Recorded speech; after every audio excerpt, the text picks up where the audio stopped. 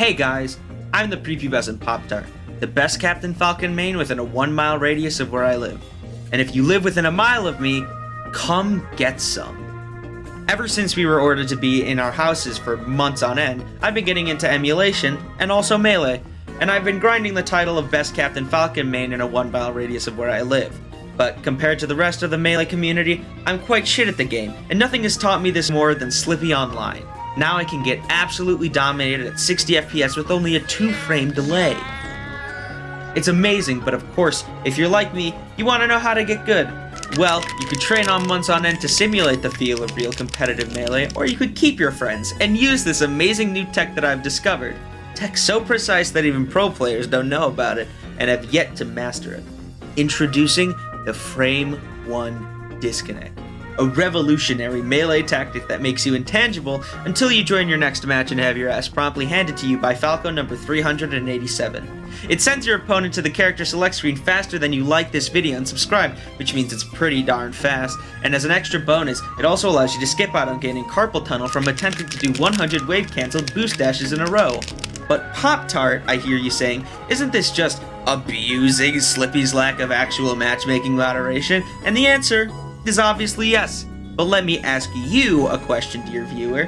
If I can get equally salty tweets from a Melee fan with 13 followers doing this as I be trouncing them, does it really matter?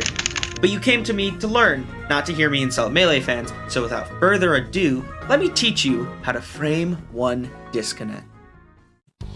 Now first, you must understand, Slippi is very lenient on what it considers a button press, so just breathing on the jump button will make you full hop. This is important to know because you don't really need to fully press down a button, just light tap will do. The combo goes start button into a combination of right bumper plus left bumper plus A button plus the start button again, and just practice doing that really fast. It's intricate, I know, but it's also useful. Keep in mind that when you're in the character select screen, you're still connected to your previous opponent, so when you get there, make sure to press Z. That makes you disconnect from that opponent entirely. Now, you might be saying, okay, that's good to know, but in what situation is it useful? And I'll show you. Now let's say you get in a match with a fox and he starts dash dancing. This immediately tells you that he's poured hours and hours of time into watching how to Melee videos on YouTube and is too dangerous of a threat to take on. As such, you'd Frame 1 Disconnect. Likewise, if you want to see how the match plays out, wait until your opponent gets a stock lead, then get the fuck out of there. Or, if you're really patient, wait until you're about to die on your last stock, and then use it. It just works. Remember this key phrase related to tech: an inconclusive match is easier to gloat about than one you lost. But of course, I don't just play this game to disconnect from matches, even though that'd be really funny. I also dabble in the art of actually playing the game, and I sometimes win too. From my experience scrapping it out with fellow Smash fans, I've realized that there are two types of people who I've beat. People who are equal or have lesser skill than me, and people who are obviously better than me. Now the obvious question is, how can I beat them if they're better than me? And I can't really say for sure, but I think it has to do with a certain principle in Smash Bros that I've coined, the Basati effect. Named after my friend Basati, because he's bad at the game, and that 3 stock with Game & Watch didn't count because you were just spamming down air, and I can't. The effect in simple terms is basically, you're so bad, you're unpredictable, and can throw people off their game. To get more in depth, imagine you're good at Melee. Listen, I know it's hard, but just use your imagination. And picture how the average competitive Captain Falcon player plays. They wave dash, they grab, they short hop down air. You get so used to how every Captain Falcon player plays that you prepare for those moves, and then, did he just fall through the platform and Falcon kick? That's right, folks. I am so bad at the game that they have no idea how to counter me.